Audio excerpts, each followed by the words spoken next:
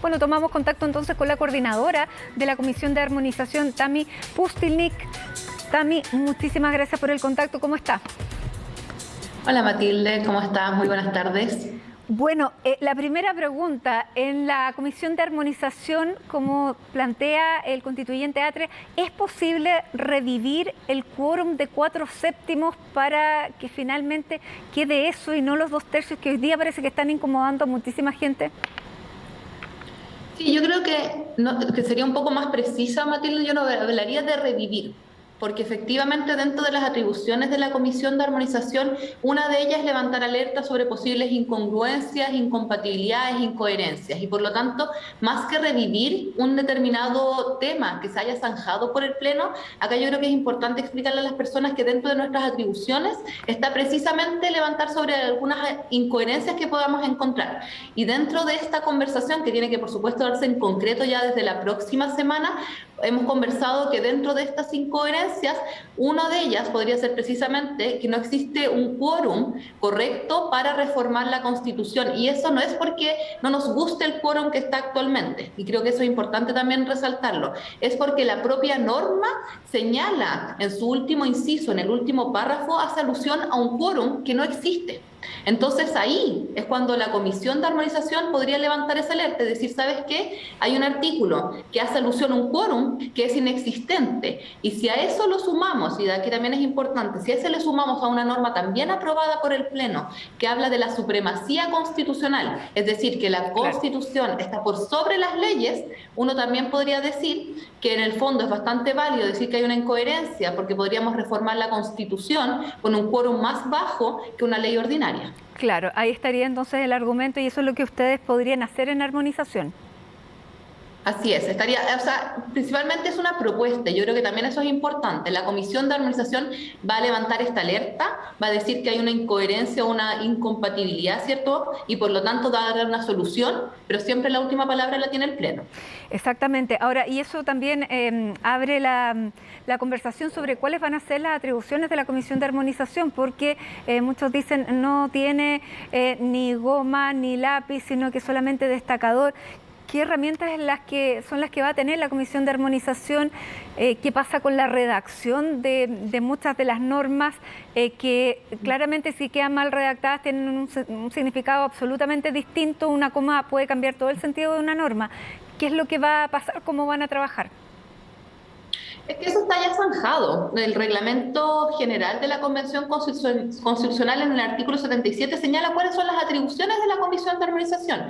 Y dentro de ellas, como objetivo general, es velar por la calidad técnica y la coherencia del texto constitucional. Y eso se distribuye en distintas atribuciones, que en el fondo, como ya te comentaba, es establecer una estructura, un orden lógico de cada uno de los artículos y capítulos y epígrafes que tenga la Constitución, levantar alertas sobre posibles cambios ortográficos, gramaticales, y también lo que te comentaba sobre posibles inconsistencias, contradicciones o duplicidades que tenga la Comisión de Armonización. Y por lo tanto en la práctica y particularmente en esta fase nos encontramos ahora, porque si nosotros podemos dividir el trabajo de la Comisión de Armonización, lo podemos hacer en 3 fases.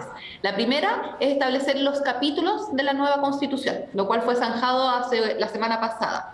Ahora estamos en la fase de distribuir los 499 artículos en cada uno de los capítulos.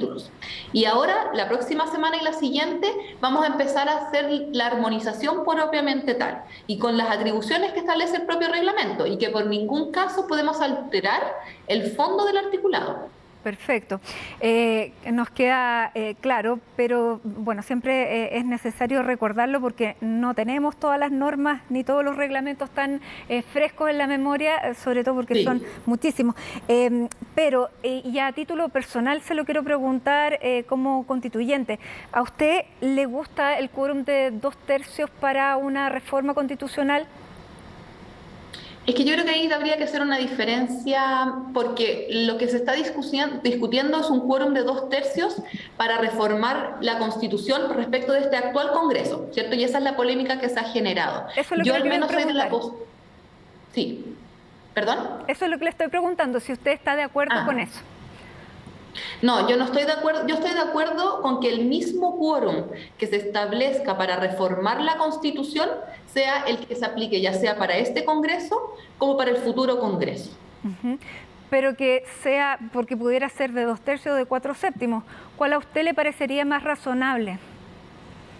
A mí me parece más razonable, y eso incluso se dio durante la discusión de los distintos debates de la comisión, es que sea 4/7, podría ser 3/5, pero eso ya, como digo, es un debate que vamos a tener que dar la próxima semana, si es que se considera por la Comisión de Armonización que efectivamente hay una incoherencia respecto de la reforma constitucional. Pero lo que sí me gustaría ser clara es lo que te comentaba, que yo estoy de la idea de que el quórum que se establezca para reformar la Constitución sea exactamente el mismo, ya sea, para que desde que empiece a entrar en vigencia la Constitución. Exactamente, nos queda claro, y además eso también tiene una cierta protección a la norma constitucional, porque podrían quedar leyes con un quórum más alto que la Constitución, y eso no parece tan razonable. Ahora, con los 2/3 pareciera que hay un temor respecto a lo que pudiera ocurrir con el texto que va a salir precisamente después de las comisiones y después de los plenos. ¿Usted ve que hay un cierto resquemor o temor a que eso pudiera cambiar?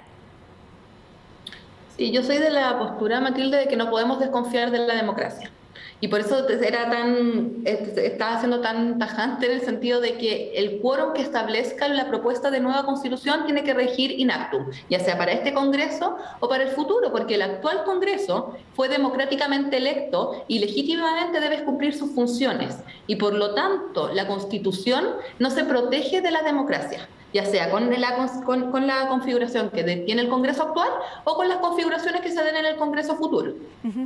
Claro, y además permite las adecuaciones necesarias, porque no siendo escrita por expertos, sin duda que sobre la marcha se van a comenzar a ver ciertos problemas que va a ser necesario subsanar muchísimo antes de lo que tal vez se quisiera, pero es por la perfección de la misma norma, no es contra la norma, me imagino.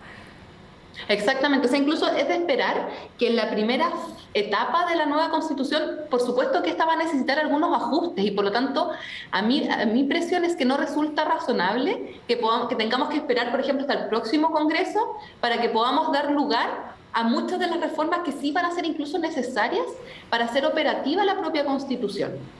Por lo tanto, usted no está de acuerdo con esta declaración del constituyente Fernando Atria, que dice que hay que proteger a la Constitución de instituciones que no tienen razones para ser leales con esta Constitución.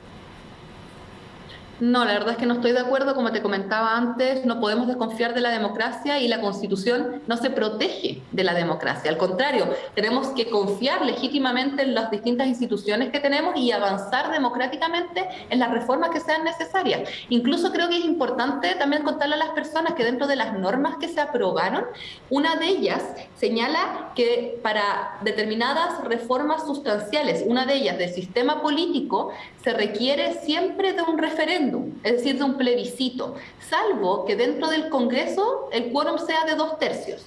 Y por lo tanto, uno podría válidamente decir, si es que eventualmente este Congreso quisiera reformar algo sobre el sistema político, que entiendo que es donde más la gente tiene susto que eventualmente este Congreso pudiese cambiarlo, de todas formas requiere un quórum de 2/3, si empezamos a aplicar la norma literal que establece el borrador de nueva Constitución, o bien, si tiene un quórum menor de 2/3, requieren de referéndum para que ratifique esa decisión. Y por lo tanto la ciudadanía va a ser la que tenga la última palabra, y eso es confiar en la democracia. Muy bien, vamos a empezar a ver entonces el trabajo que van a realizar ustedes después de toda la discusión que se está dando. A partir de ahora tenemos los ojos bien puestos en lo que están haciendo. Muchísimas gracias por esta conversación a esta hora con CNN Chile. Tammy Pustilnik, coordinadora de la Comisión de Armonización. Muy buena tarde y buen fin de semana. Buenas tardes, Matilde, que estés muy bien.